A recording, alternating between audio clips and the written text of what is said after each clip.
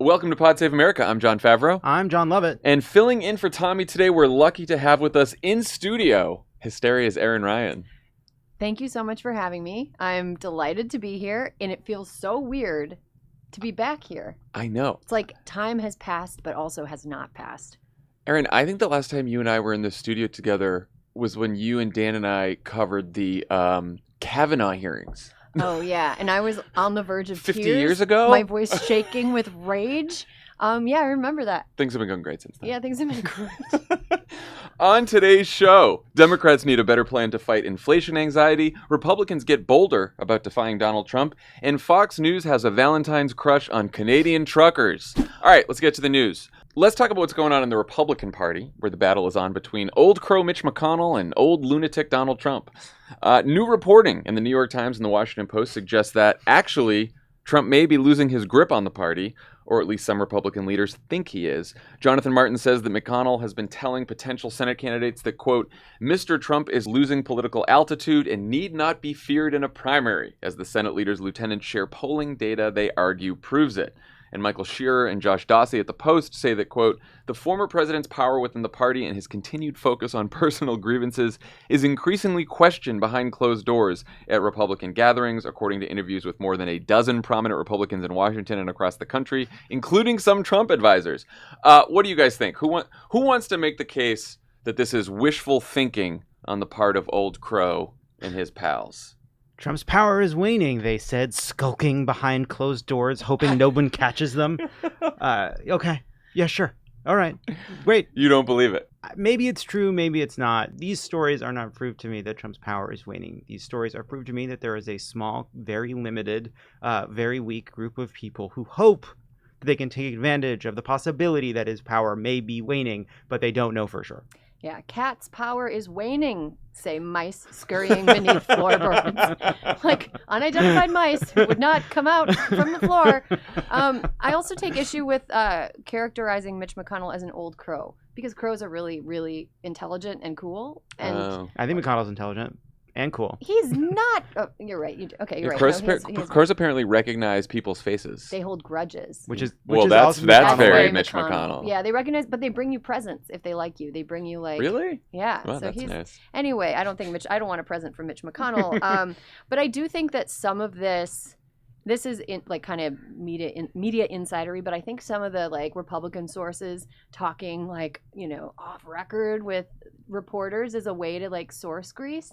Like, look, I'm not crazy. Like, here you have a story. I'm not crazy. You can don't report mean things on me because I'm behind closed doors saying these things about the crazy ones in the party. Yeah. And so I take all of this with a grain of salt because I think that there was evidence that Donald Trump was never quite the kingmaker that headlines made him out to be in the first place. Otherwise, why did 2 Georgia Senate seats go blue after he was really harping on that? That's just one example of him going all in for somebody and it just not panning out. What was that? The child molester in Alabama. That was another one. Oh yeah, Roy the Doug Jones beat. Roy Moore. So I don't think he was ever really like a political kingmaker. He was good at making himself, but he was really inconsistent at spreading that around to other people. He could make media stars, but he couldn't really make like political, campaign winners. That is true. Look, I am someone who, even though we're out of the prediction business, I have felt since 2020 quite confident that it is Trump's nomination if he wants it for 2024. Reading these two pieces, maybe over the last couple of weeks, is the first time I've started thinking, okay, I'll look at the other side of this story that maybe he's losing his grip on the party, and maybe there is some evidence of this. I mean, I think that as Republicans feel more confident that they may win the House and the Senate because of everything we've talked about, they may start thinking that they don't necessarily need Donald Trump, right? That what do these people care about? They don't some of them don't love Donald Trump. They just care about winning. And if winning requires pretending to love Donald Trump, they're all for that, right? Mm-hmm. So whatever gets them to win. And I think that if they start feeling more confident that they don't need him, they might start thinking, well, we know that Trump still turns off a lot of independent voters, right? There was a poll in Michigan just a week ago that showed that his popularity was 31%, It was his lowest ever in a swing state of Michigan. So if you're a Republican or Republican strategist, you're running for office, you're thinking, okay, how do I get the base? If I can get the base and I can beat a Democrat in a competitive race because of the economy, because of the pandemic, whatever it may be, and I don't have to turn off some voters by embracing Donald Trump, I'll take that. And the question is, can you do that all the way through 2024 and maybe excise Trump from the party? Now, I think you're right, Erin. That's very different when he's running on his own versus when he's endorsing someone. But that's the other case that it's maybe possible. I don't know if I buy it, but it's the other case. Schrodinger's fascist. Like, I both am with Trump and am not with Trump, but at the same time. Right. We're talking about endorsements inside of these Senate races, but in terms of in terms of a Republican primary in 2024, Trump has already, in many ways, won. The propaganda apparatus, the Republican base that is all kind of created the dynamics in which, whatever dough goes into the pasta maker, Trump ravioli is what comes out. That is what this machine now throws out. Ron DeSantis, Josh Hawley, Ted Cruz, you name it, any Republican that might consider running for president at some point is figuring out just how to be their version of Trump, a smarter version, a more sophisticated version, a more accomplished version, whatever it might be, a more staid version, but they're all going to be some version of Trump. And it's going to look like a bunch of Trumps out there, and sometimes it's going to look like 7 small Trumps, sometimes it's going to look like one big Trump, like zebras. I mean, I do think it's interesting, at least in the New York Times story, they show that basically McConnell's plan isn't working as well as he'd like it to be because he didn't get Larry Hogan, who's a more moderate Republican governor of Maryland, to run for Senate in Maryland. And we don't know yet, but it's looking like Doug Ducey, the governor of Arizona, who Donald Trump does not like because he refused to say that the election was stolen from him. It's going to be hard to get Doug Ducey to run for Senate. Now, as a Democrat, I'm thinking, like, there's some real wackos running for real wacko Republicans in Arizona. And if Doug Ducey is running against Mark Kelly, I am more nervous than if some of these other wackadoodles are running against Mark Kelly. Yes, I mean, so I think McConnell's strategy is right here. I just don't know if it's going to be successful. Yeah, I mean, I think, Trump is on the sidelines, like, kind of whipping shit at people. I think Trump has kind of anti-power in these races. He can scare people away from running more than I think McConnell can convince somebody to do something very hard, which is deciding to enter a statewide political race. And that's the power I think he has right now, which is that, like, you have to decide. He just raises the stakes. Like, am I going to get into this and decide to spend the next 6 months of my life dealing with, like, just an endless river of bullshit? And potentially, like, threats to me and my family. Sure. Yeah. I think about, like, the Cindy McCain of it all. Like, she is still pretty beloved in Arizona politics. And so, you have 2 shit whippers here. You have, she would probably, she'd whip shit too. But they both are whipping shit at different candidates, And so I don't know enough about Arizona politics to go much further than that, only to say that I think Doug Ducey is the most recognized name in Republican Arizona politics because he's the governor. But I can't think of another Arizona Republican off the top of my head who could match him in name recognition. Yeah, I mean, you have people like Kelly Ward, right, who's like, woof. Absolutely batshit. Absolutely batshit. And I do think, look, there's this sort of, like, independent centrist streak in Arizona. Like, I remember for the Wilderness, I did a focus group there in Phoenix, and everyone in the group, they're all sort of swing voters, and they're like, oh, we wish we could have more politicians like John McCain and Kyrsten Sinema. I know. But they're like, Donald Trump is too extreme for us. We hate Donald Trump, and some of the Democrats are too far to the left, but this is who we like. So there is, like, that sort of feeling there a little bit. Mm-hmm. But yeah, I don't know if McConnell's going to get all his candidates. I mean, maybe McConnell wasn't a genius after all. All he does is stop things. Like, a rock that lands in the middle of a highway isn't a genius for stopping traffic. Yeah.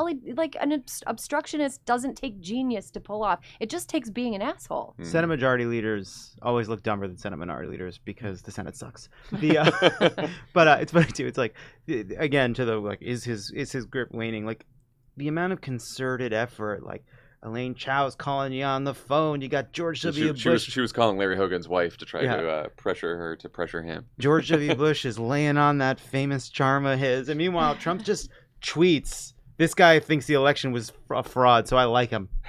That's it. That's his strategy. It's like the amount of effort that goes into fighting back against such a fucking buffoonish Trump operation. Just a reminder of how much more power there is in the base that he has versus the dwindling support that people like Mitch McConnell have. Yeah, I also wanted to add, you were talking about social media, and that reminded me that Trump's suspension from Facebook is going to come to be revisited, I think, this summer. Oh, is it? So yeah, it might be, that might be a reason that people are a little bit hesitant to take him on, because who knows how he's going to take advantage of his newfound access to the Facebook reins if he's allowed. So that's another question mark. No, I thought that was interesting in the stories too, is that they said Trump has felt frustrated by the fact that he's not getting the coverage that he once did, and maybe that's partly why his grip is loosening, to continue to use that metaphor. But that's only whether he gets Twitter back, whether he gets Facebook back. If the guy is running for president in the Republican primary, he's going to get more coverage again. That's just going to be because he's running for president of the United States. And if he clears out the field, or even if it's just him and Ron DeSantis or whoever, he's going to get a lot of coverage. And he then also gets coverage because he's exciting. Exciting like how being on a car that's on fire going off a cliff is exciting. You're very agitated when you're dealing with him. But also in terms of a corporate media desperate for ratings, gets good ratings when they cover Donald Trump. Yeah. And so if he does run, it'll be in corporate media's best interest to cover him. Not America's best interest, but it would be in corporate media's best interest. And that sucks, because I don't think I can take another year of wall-to-wall Trump. I can't do it. Well, so I do think that it sort of remains to be seen. If he runs, it's going to be different, and then these stories will be looked at a different light, I think. On the heels of last week's Labor Department report that inflation grew at its fastest rate in 4 decades, a new CBS poll says that nearly 60% of Americans rate the condition of the economy as bad, despite low unemployment and rising wages, mainly because the vast majority of voters say that their rating is based on the price of food, gas, and other services. President Biden was asked about inflation during a pre-Super Bowl interview with NBC's Lester Holt. Here's what he said. I think it was back in July you said inflation was going to be temporary. I think a lot of Americans are wondering what your definition of temporary is. Well, you're being a wise guy with me a little bit, and I understand that's your job. But look, at the time, what happened was let's look at the reason for the inflation. The reason for the inflation is the supply chains were cut off, meaning that the products, for example, automobiles, the lack of computer chips to be able to build those automobiles so they could function, they need those computer chips. They were not available. So what happens? With the number of cars that were reduced, the new cars were reduced, it made up at one point 1/3 the cost of inflation because the price of automobiles were up. So what I did when I went out and made sure we started to make those domestically, we got Intel to come in and provide $20 billion to build a new facility. A number of organizations are doing the same kinds of things. When can Americans expect some relief from this soaring inflation? According to Nobel laureates, 14 of them that contacted me, and a number of corporate leaders, it ought to be able to start to taper off as we go through this year. Woof. Erin, what did you think of Biden's answer there, and how should the president and Democrats be talking about this issue?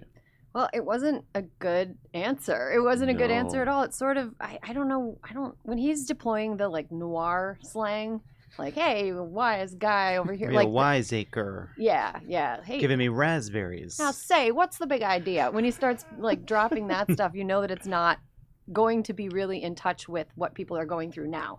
But the Nobel laureates part was, I think. I think that he was answering it as though he were speaking to an insider rather than speaking to the American people, who are the ones who are in a lurch here. Here's the thing, though. I don't want to downplay inflation, because it does affect people's lives, and it sucks, and it's hard, and it's one of the economic indicators that you actually feel every day if you're a regular person. Most regular people don't really experience a stock market drop unless they, like me, Google sad stockbrokers on those days to get pictures of them looking really, really sad on the floor of the exchange. That's just fun. That's fun for you. It's just some fun for me. It's also, Aaron Rodgers after the Packers lost pictures. That's also sort of fun. sort of a vibe. Famous anti-vaxxer. Exactly. So he deserved it in a way. Mm-hmm. The thing is, inflation is a story, but it's not the entire story. It's only a piece of the story. And what Biden missed the opportunity to do was point out the fact that economic relief was a huge part of his Build Back Better agenda, and that agenda was blocked by Republicans and two wacky Democrats. And it's like immediate to people who experienced like the temporary provisions of the Build Back Better agenda, like the child tax credit, for example. The child tax credit every month was putting money in people's pockets, and research into what they were doing with that money showed that they were spending it on their kids. Like they were using it exactly the way they were supposed to use it. It was lifting children out of poverty. It was doing what it was supposed to do. So I think the inflation thing is not part of anybody's agenda because it's something that cyclically happens from time to time, and you can make reactive choices to mitigate it. But the real story here is that inflation is hitting people harder because Biden wasn't able to get Build Back Better passed because Congress is completely dysfunctional. Yeah, love it. Yeah, I mean, look, he's asked a question.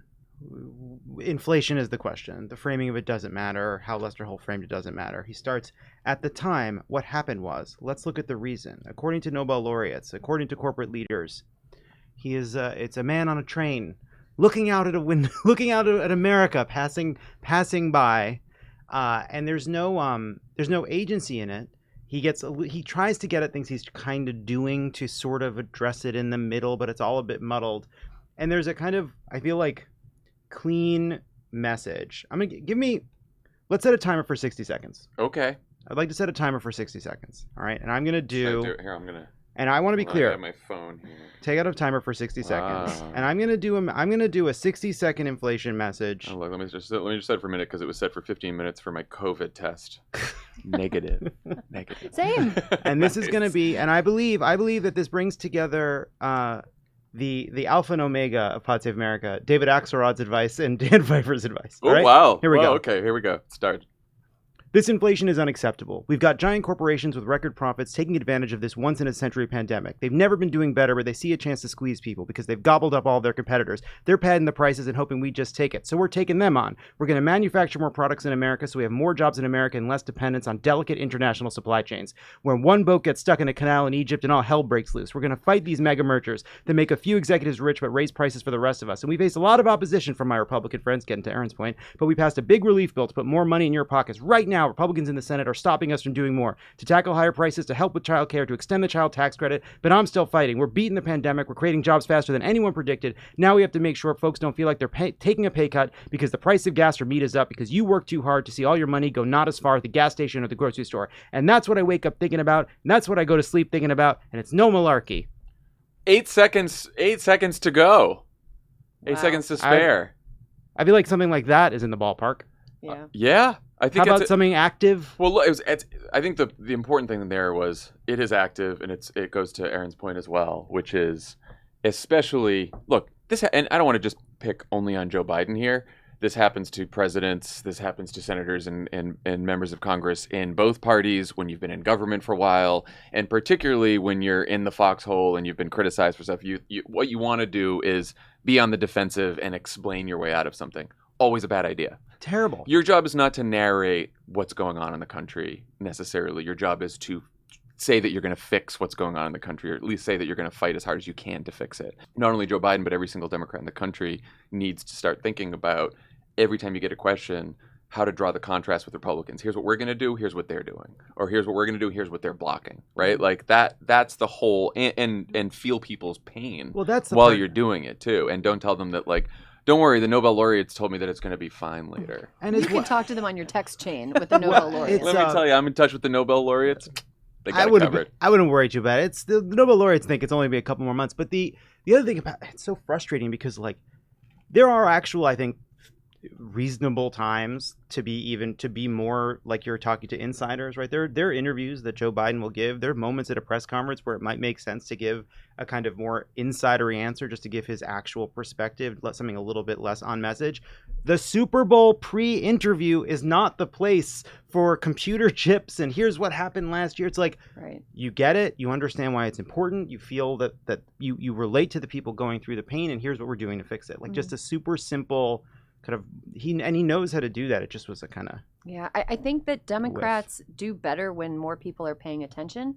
And right now, like if you take a look at the numbers of like CNN, nobody's really paying attention because politics is kind of back to being a little bit boring compared to, you know, what it was when Trump was in the White House and everyone was afraid every single day that something terrible was going to happen.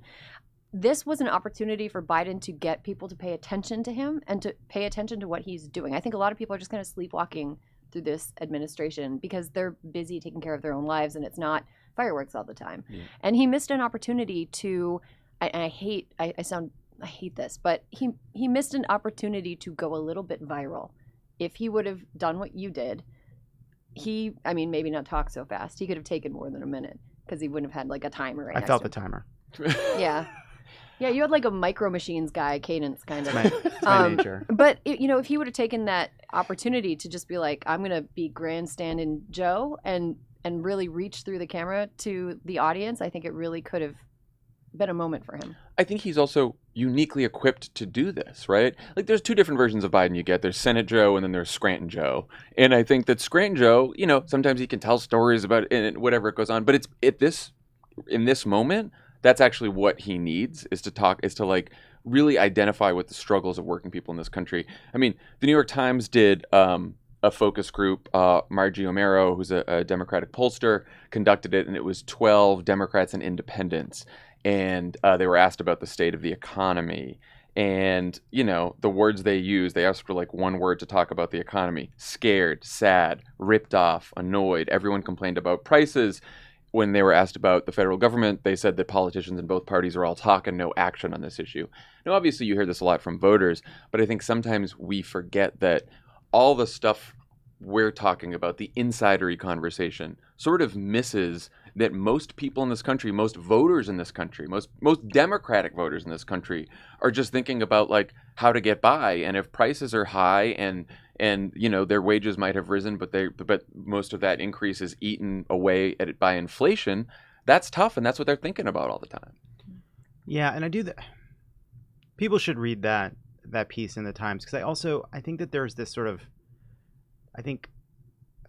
some people who spend all their time on Twitter or who are just more steeped in politics generally, I think sometimes they underestimate and overestimate people at the same time because it's not saying that, Biden needs to dumb it down, say something simpler. Like there are really kind of sophisticated conversations about what's happening, what's not, how vaccine mandates could help versus how they could hurt. Like there's a really great conversation in there, but like there's also just a disconnect from the day-to-day workings of, there's a feeling that politicians are disconnected from their daily lives. And there was one woman, Jenny, in the focus group that said something that like really stuck with me. She said, everything feels so unpredictable. It's like ever since March of 2020, I don't feel certain of anything anymore. It's economics, politics, relationships. I'm single, I date, and it seems like even dating is different now. How we treat each other is different. What we prioritize these days is different. And Biden became... Yeah, that stuck out at me too. Biden is president of the United States right now because he was able to be the right person at the right time to both speak to the limitations and dangers of Trump while also being a candidate who understood intimately the nature of grief and loss and real pain. And I do think that first principle of why Joe Biden is president has not gone away. Like the country is still in crisis. The country is still reeling. And whatever the larger economic indicators, whatever the contribution of inflation might be, like this is a country that is saying things feel bad, both because of substantive, practical, measurable economic reasons, and also because we have been through a trauma and we are still inside of it. And the trauma drove us online more, which made an entire, group of people extremely online. Fox News viewers are the most extremely, it is incomprehensible to me. To what the fuck is this story? It's a meme that became a story that got responded to, and it's just so far away from reality because it's so digital. I feel like the trauma that we went through also was a trauma that was particularly cruel because it made us all worse, to Jenny's point. By being, partly by being online all the time. Being online all the time. It takes up and treating each other like how we treat each other online. Shines a light on our worst impulses. Totally.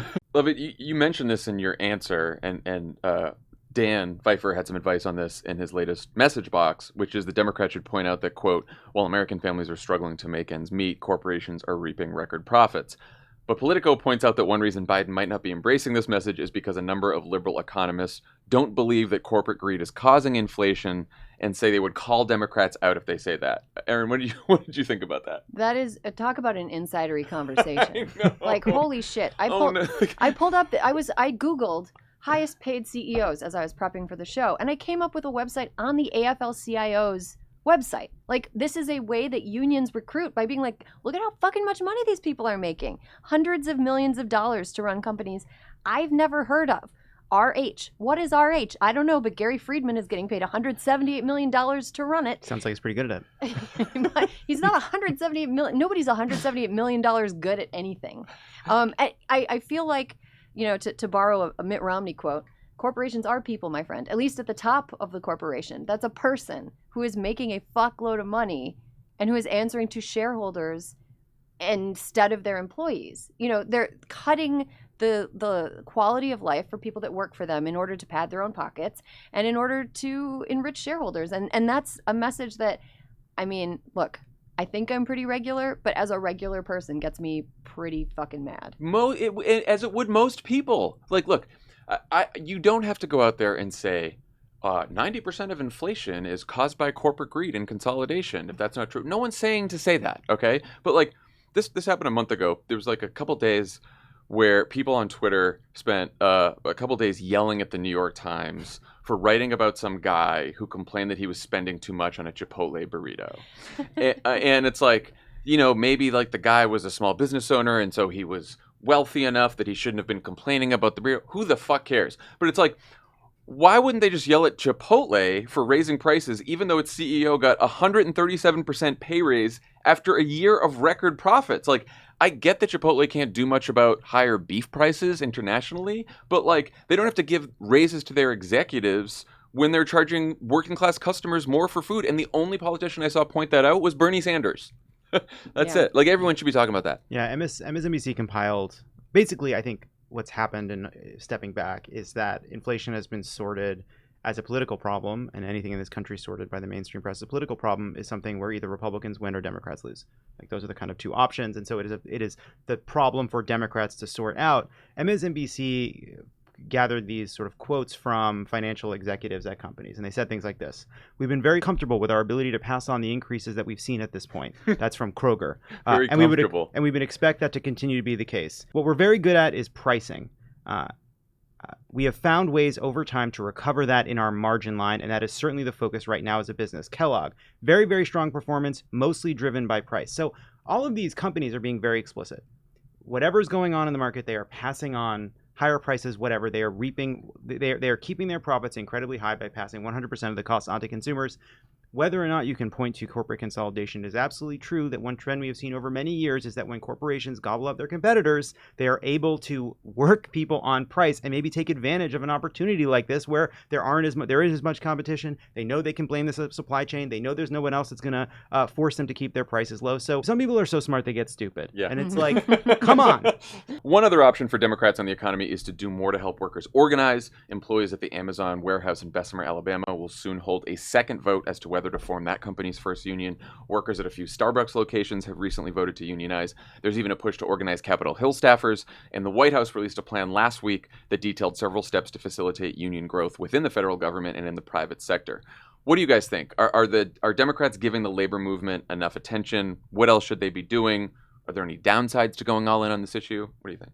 Well, first of all, I think if Starbucks unionizes, they should change their name to Our Bucks. Just to reflect. Wow. Thanks, Erin, for being here. You're so mad at me. You know, I was part of the union drive at Gawker Media. Okay. And I remember when it first started, it was like Hamilton, Nolan, and a couple other people who worked there really worked their asses off to get everybody excited about the union. But even at a place like a New York media place, it was tough to get everybody on board because the corporate line is always like, they always tell you, oh, it's better if you don't, like, you already have everything you need. Aren't we generous enough? Blah, blah, blah, blah. And ultimately, after a long drawn out process, we successfully unionized. And since then, there have been a ton of digital newsrooms that have unionized in New York to the betterment of the employees at those newsrooms. It's so much better to be secure enough that if something happened to your job, like there is a procedure in place that must be followed. There is a set of steps that must be taken in order for you to be let go. And if you are let go, there's a certain amount of compensation you get. It used to be that you could just kind of like get let go and that's it. You get like 1 week pay per year that you've worked there, and it's digital media, so everyone's only worked there for like 6 years or whatever. But it's now like, it's so much better to work at a shop that's unionized. I can just say that as someone who was in a place that wasn't unionized and then was.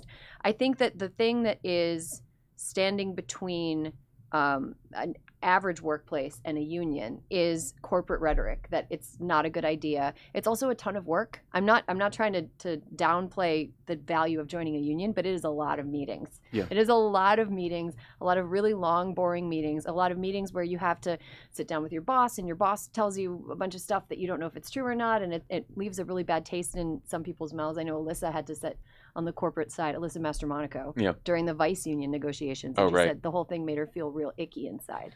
So, it's an uncomfortable process, but on the other side of it, it's really great compared to what it was before.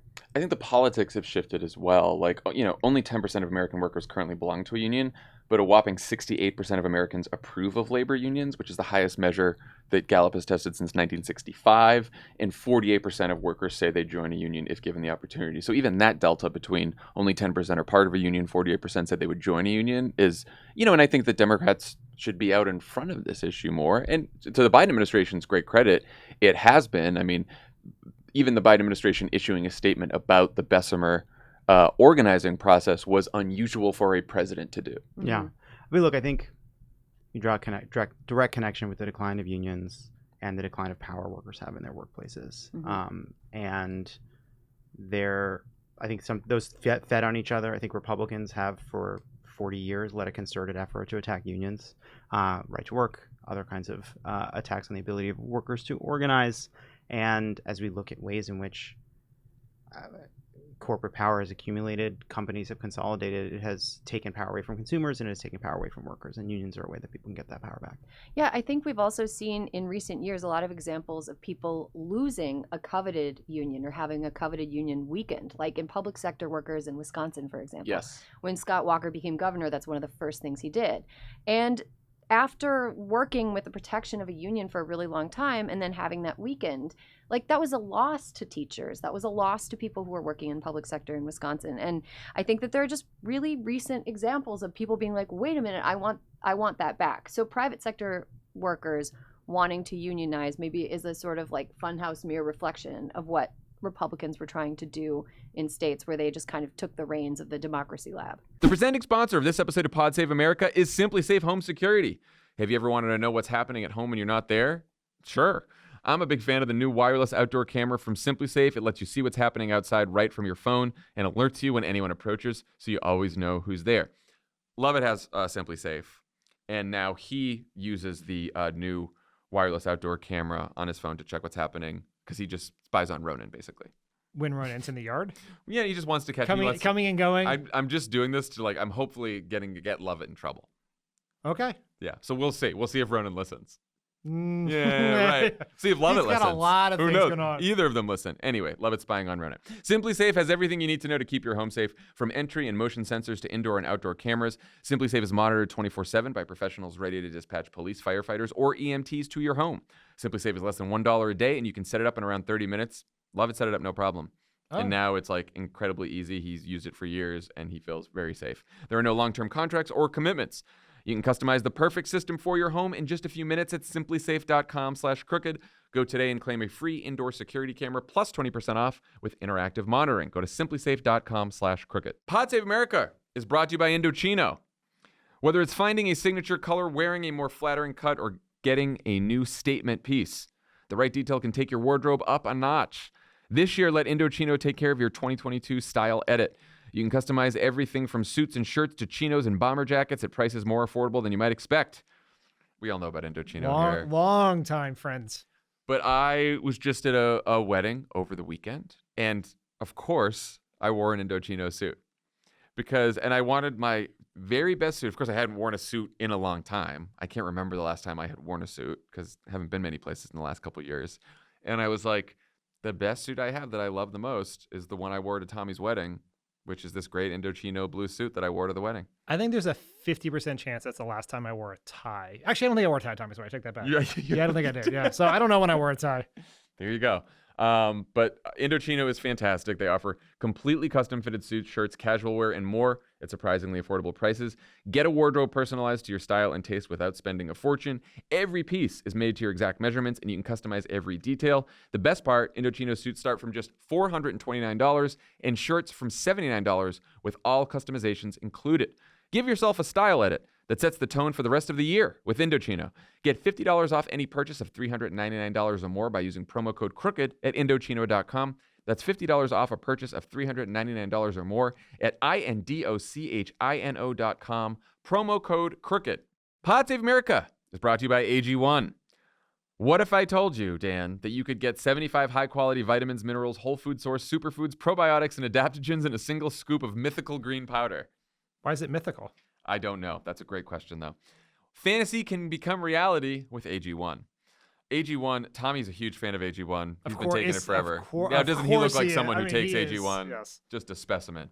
It doesn't taste like it's super healthy. We're not endorsing a shot of wheatgrass. Why would we do that? I mean, we do live in LA. It does have this mild tropical taste that you'll actually look forward to each morning. When you don't want the jitteriness of coffee, I kind of like the jitteriness of coffee, but I understand some people Can you want. put it in your coffee? You probably it substitutes for coffee? You can put AG1 in anything. You can put it in a smoothie. You can put it in some water. You can put it in some milk. Bourbon? You can put some bourbon. That's Dan's thing. So you don't want the jitteriness of coffee, so it helps you there. You reach for your jar of AG1. Recommended by professional athletes and with over 7,000 five-star reviews, this is high nutritional value in its most convenient format. Health potions and power-ups don't exist in real life, but AG1 feels as close as you can get. It'll energize you, keep you regular, and it tastes great. It's also completely adaptable to your particular lifestyle, whether you eat keto, paleo, vegan, dairy-free, or gluten-free. How does it adapt, John? That's the secret. That's in the secret That's formula. the myth. That's the myth. That's yes, the mythical qualities. It's time to reclaim your health and arm your immune system with convenient daily nutrition, especially heading into the flu and cold season. It's just one scoop in a cup of water every day. That's it. No need for a million different pills or supplements like your grandma used to take. Completely unnecessary shot at grandma. To make it easy, Athletic Greens is going to give you a free 1-year supply of immune-supporting vitamin D and 5 free travel packs with your first purchase. All you have to do is visit athleticgreens.com/crooked. Again, that is athleticgreens.com/crooked to take ownership over your health and pick up the ultimate daily nutritional insurance. Today's episode of Pod Save America is brought to you by Dems. If you have investments, odds are high that your money has been winding up in places you'd never put it on purpose, and here's why. A lot of Americans own S&P 500 tracker funds. These are funds made up of the largest U.S. publicly traded companies, and they collectively contain over $1.5 trillion of Americans' retirement money. Unfortunately, when you buy an S&P 500 index fund, you're buying stock in companies like, ExxonMobil, which has misled the public about the dangers of climate change. Halliburton, no one likes Halliburton, one of nation's biggest defense contractors, which has funneled millions to the GOP. Lockheed Martin, which is one of the largest weapons manufacturers in the world and one of Lindsey Graham's top contributors, like that we just specifically picked out Lindsey Graham there. Dems is the first investment product that was constructed with the goal of getting you the same performance and exposure you would expect from the S&P 500 without all the Ted Cruz, Matt Gaetz, and Mitch McConnell. It only includes companies that have made over 75% of their political contributions to Democratic causes and candidates. You can finally put your money where your vote is. Search for the Dems ticker, that's DEMZ, wherever you invest, or visit dems.fund to learn more.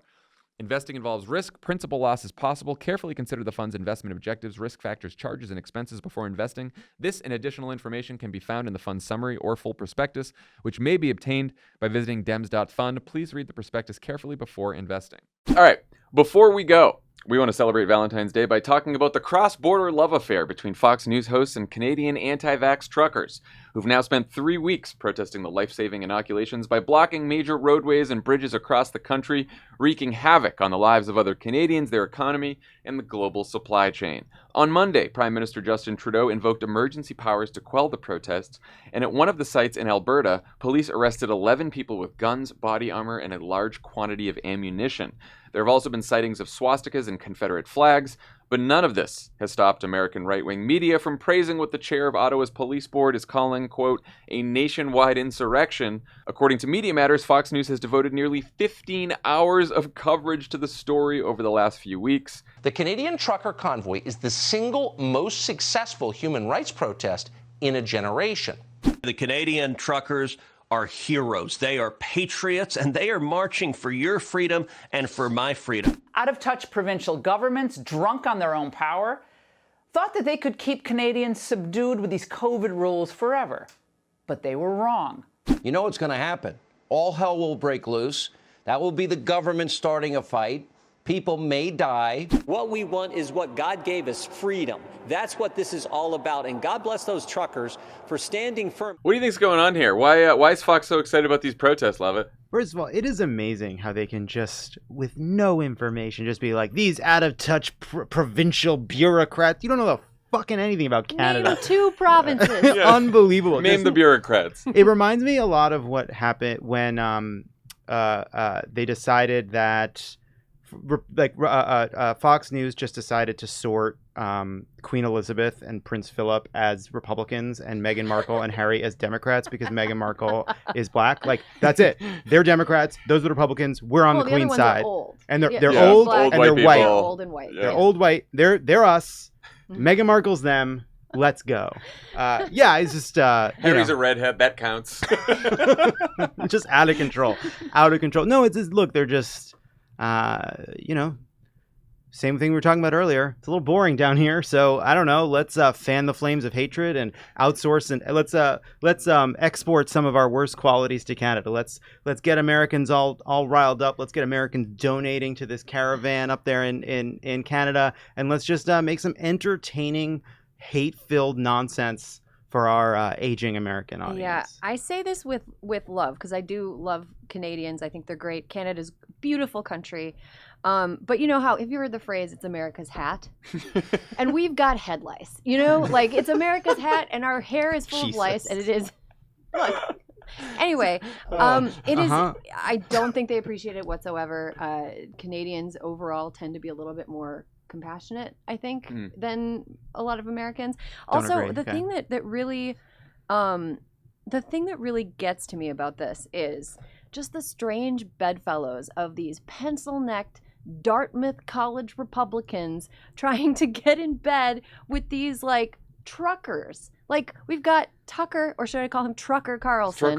Way to go. Selling... that was worth the segment right there. That was worth Trucker the segment. Carlson trying to profit off of the protest by selling T-shirts, I believe, or hats on his website for $35 that say "I heart truckers." For $35, I will teach you how to iron on decals onto a T-shirt, and then you can, teach a man to fish. He'll eat for life. Erin's milking a cow during this segment. She's just on the farm in Wisconsin. Exactly. And then the backup. It's like, it's annoying to everybody who lives in Michigan. It's terrible. But Tucker Carlson I cannot imagine him, and I just imagine that his hands feel like Play-Doh that just came out of the can, unused Play-Doh. Soft hands. Soft-handed people being like, yes, we are with you, truckers. We understand. And another thing about this whole bizarre, extremely strange media storm on the right about this is the truckers are doing something that is obviously about the vaccine mandates. Yeah. And it's obviously about this one thing. And then you have people on Fox News being like, it's about freedom. They're like following behind them and like rewriting what they did. They're like redoing their homework for them and turning it in. And they're intellectualizing it for sure. They have to make it more sophisticated because basically there's been a massive propaganda effort to make these people afraid of a vaccine that is safer than fucking Tylenol. And then they bought it. And now they're turning that into a movement for a tiny, tiny subset of people that are refusing to get the vaccine, even though 90% of Canadian truckers are apparently vaccinated. More than the general population. So it basically, it's the propaganda gets them all riled up, and now the propaganda keeps it going. And it's sort of very simple, but it's simple and quite, it's not a righteous cause. Well, it fits, it's a very Fox thing to do, which is it fits neatly into their larger narrative about this working class revolution against the elites, right? Only 32% of Canadians have expressed any kind of support for these protests. it is not this. The idea that it's this movement of working class protesters against these like remote affluent elites is sort of belied by the fact that like I don't know, the people of Ottawa and Alberta and everywhere where these protests are, working people's lives are being disrupted. There's factory shutdowns that are happening because of these protests. Canadian auto workers are suffering from this. So working class Canadians are suffering as a result of these protests. Again, like you said, not for some like high ideal, but just because they refuse to take a life-saving vaccine. Well, in that way, the way that this is organized is kind of evil genius. Because what they're doing is they're sending their dogs to go shit in someone else's yard. You know, if those truckers were blocking major American cities, it wouldn't be. Everybody in America who is watching Fox News is in favor of the truckers inconveniencing them over there. But if it were happening in their cities, it wouldn't be as popular. Oh, I think they want it, though. I think they want it. All they want is another problem for Joe Biden. That is what this is. This is an effort to drum up enough nonsense and noise to get this to start happening in the U.S. And the next thing you know, Joe Biden has to deal with America's trucker problem and the open revolt that they are continuing to spread. And it's all so simple that it's like it feels frustrating to even have to talk about it. But like we are liberal people. We believe in civic protest, nonviolent resistance, but like the way it is the level of the disruption is meant to match the righteousness of the cause. And Fox News has spent years demonizing any kind of protest, Black Lives Matter protest, that is a far more righteous and noble cause, which we all know that has caused far less disruption. But they treat it like it's anarchy. They back laws that allow you to hit protesters with your car. Yeah. But because these are conservative, because these are anti-vax, because these are white protesters for the most part, they are treated like protagonists. As opposed to antagonists. Mm-hmm. Yeah, you should. In Minnesota, there have been some Black Lives Matter protests that block off the Mall of America, or disrupt the light rail between the airport and the Mall. It's usually the Mall of America. It's usually around a big shopping holiday, and Fox News doesn't think that's noble at all. Yeah, well, they also like disperse after. Like, look, if a couple hundred people want to, a couple hundred anti-vax truckers want to protest just stand outside the Canadian Parliament and protest, fine, great. Move your fucking trucks. Yeah. We're trying to have a society here. We're trying. That's the thing. I think we all, like, the undercurrent whenever I talk about it with anybody is just like annoyance. It's just so tedious. And it's not convincing anybody to be on their side. It's just convincing people that they will take extreme measures when they don't get their way, which is not a great way to win hearts and minds. Yeah, but I do think that what Fox is really hoping for, and some Republican politicians as well, is that these protests come to the United States. I think Rand Paul was quoted as saying like, "Oh yeah, I hope it disrupts the Super Bowl." Nobody wants it in their city. Rand Paul wants it to be in LA. Right, yeah, of course. In liberal blue cities, that's what they want. Exactly. I hope it's like, dude, have you ever been to LA? You can't make the traffic any worse. Yeah, I think the truckers have been protesting for years. A couple of years. They're protesting. They're all on the 10, you know. Yeah. Los Angeles, huh? We love Hollywood. What's your dream? Take Fountain. You know? Okay, now we're being very specific. No, see, but you don't know that that's a famous Betty Davis quote. Okay, I don't. Any advice for people any advice for people getting into show business? Take Fountain. Oh my goodness. Oh, that's insider. But yeah, no, I do think they think that this is going to be like the next Tea Party thing. Yeah. You know, which is something. It's something to watch. Certainly something to watch here. I'm just thinking about the people who, we're hypotheticals on top of hypotheticals here, but right. Just thinking about the people that Donald Trump turned off enough to lose the presidency in 2020, and I'm trying to imagine the white suburban moms, being cool with having trucks making it so they can't get to the preschool to drop their kids off, or blockading supplies so that if they, are going shopping for the family, they don't have like what they're looking for. I totally. I think the reasonable people, it'll rile up a certain demographic of people. It'll get them real fired up. It'll get them to fork over $35 for a shirt that says "I heart truckers." Hipster gold in 5 years, that one. And I would just say one, I think, lesson from just what we've been seeing from across the border that we should take to heart is and Brian Boiler, I think, wrote a great piece in Big Tent about this. I think a lot of Democrats, sometimes we like to wish away the scale of right-wing menace in this country, or we're afraid to really tackle it, or afraid that if we're honest about it or confront it with the full force of what the law actually says, we'll face even greater blowback, that somehow we have to cower or not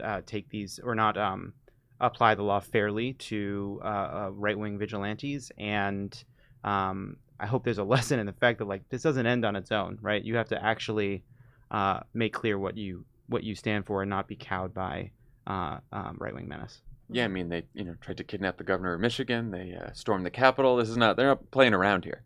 Yeah. And I do think, like, to your point, Erin, we've talked before about how there's sort of people are exhausted by pandemic restrictions, stuff like that. That exhaustion does not extend to now I'm happy to have my city blockaded by a bunch of like, there's a difference between people who be like, oh, I hope my kid gets back to school soon, and yes, I'd love a bunch of trucks in my city blocking all the roads. Yeah, and the thing is, the trucks are promoting circumstances under which it'll take even longer for the kid to get back to school. Of course. Just on Friday, the CDC and Pfizer announced that it's not going to be, the shot isn't going to be available to kids. So mad. I know. So mad. Not going to be available to kids until at least April, which is horrible for parents. Take your time. No rush. And just on that, and I get it. Like, there's a lot of very smart people on Twitter who I trust. Medical professionals saying it just means that they're being careful and they want the science to be out and they want it to be safe. I get all that. The communication around it has been a disaster. Yeah, it's been pretty bad. The expectations raising and then dashing has just been awful on Right, this. nobody wants a shot rolled out if we haven't proved that it's safe and effective, especially for little kids, obviously. But these parents are so desperate for it to be the case, that it's safe, available, and ready for their kid. And then meanwhile, we have these people protesting the fact that they have to take the shot. Erin and I are going to go take some trucks and park them outside the FDA. Yeah. And then I'm gonna go yell at Barbara Ferrer's house. I'm not sure which way I'm gonna go either. I may be pro-mask or anti-mask. Honestly, it changes by the day. But either way, I'm fucking furious. And Barb's, I'm coming to your house. Were you one of those people? Mask and mask. I used to live right over there.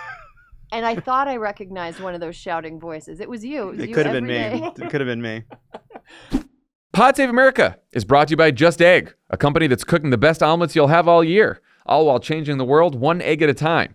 Just Egg is a cholesterol-free, plant-based egg that will give you the most decadent quiches of your life, the fluffiest scrambles, and the easiest egg sandwiches of all time. Every time I say the most decadent quiches of your life, I want you to know Lovett giggles. Was I supposed to giggle there? No, most people don't. He sees that as some kind of tangentially sexual phrase there. Okay. Yeah, just wanted you to know that, Dan. It did not bump you at all. It just rolled right off. It just rolled right off. I just was so struck for most people, it probably would. I was just struck on what a perfectly named company Just Egg is. Just Egg. It has about the same protein as a chicken egg and less saturated fat. Plus, Just Egg is packed with cholesterol-lowering polyunsaturated fat. Chicken eggs wish they were this healthy. And because Just Egg comes from plants, you're also helping to save our planet. So that's nice if you're into the whole saving the planet thing. Just Egg's great. They taste just like regular eggs. And yet they are plant-based and cholesterol-free, which is important. My cholesterol especially is a little high. at our advanced age. Oh, Yeah. it was? Well, I've been keto for a long time. You've eaten that much meat. The doctor's like, be careful. So all right, eat less Just meat. Egg. That's what it's here for, and it tastes great. Happy New Year, everyone. May it be filled with Just Egg. Just Egg is really good eggs. Pod Save America is brought to you by Future. Most fitness programs aren't flexible at all with fixed workout times, the same equipment, and cancellation fees. When you sign up for Future, you're paired with your own fitness coach who custom builds a workout program that's delivered straight to your phone every week. After you sign up, you'll hop on a FaceTime call with your coach and map out any goals, injuries, where you like to work out, and any equipment available to you. Your coach will then develop a comprehensive training plan, taking into account any and every factor you'd like to fit in. Future coaches have trained athletes from top collegiate and professional programs across the country, busy professionals, and even celebrities. Imagine what you could accomplish if you had a future coach in your corner. I have a future coach. Is it Gabe? It's Gabe. See? Oh, see? Dan remembers. Lovett always calls him something else. Yeah, I have a future coach. He's fantastic. Sends me my workouts every week. They're all in my phone. They have little videos that show you how to do each move, just in case you don't know. It only works with whatever equipment you have lying around. Even if you have no equipment, they have plenty of exercises for that. It's great. Future has over 3,000 5-star reviews in the App Store. Future members love the experience and say this is the most consistent they've been with their fitness in years. That's true. Well, I haven't seen you in person a lot, but you look great. Thanks, Dan. Yes. That's what I was hoping for. No. Thank you, Gabe. Thank you, Gabe. I was fishing for compliments. If you're ready to invest in your long-term health and wellness, you can get started with your Future Coach right now with 50% off your first 3 months at tryfuture.com/crooked. Again, that's tryfuture.com/crooked. Pod Save America is brought to you by The Jordan Harbinger Show, which is a podcast you really should be listening to. Jordan's Show, which Apple named one of its best of 2018, is aimed at making you a better informed, more critical thinker so you can get a sense of how the world actually works and come to your own conclusions about what's happening even inside your own brain. Each episode is a conversation with a different fascinating guest.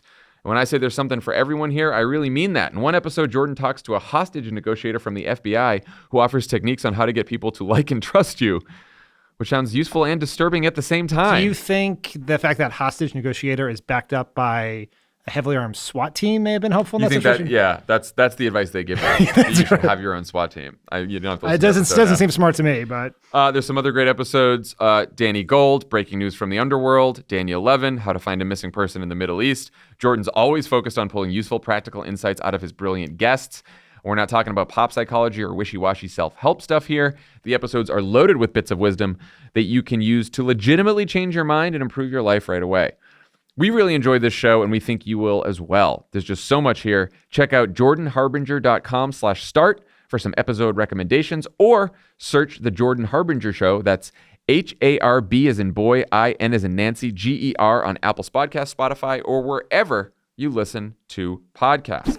Well, that's all the time we have for today. That's all the time we have today. Erin Ryan, thank you for joining Pod Save America. This has been fun. What a Always joy. pleasure. What a Thank joy. you. Thank you.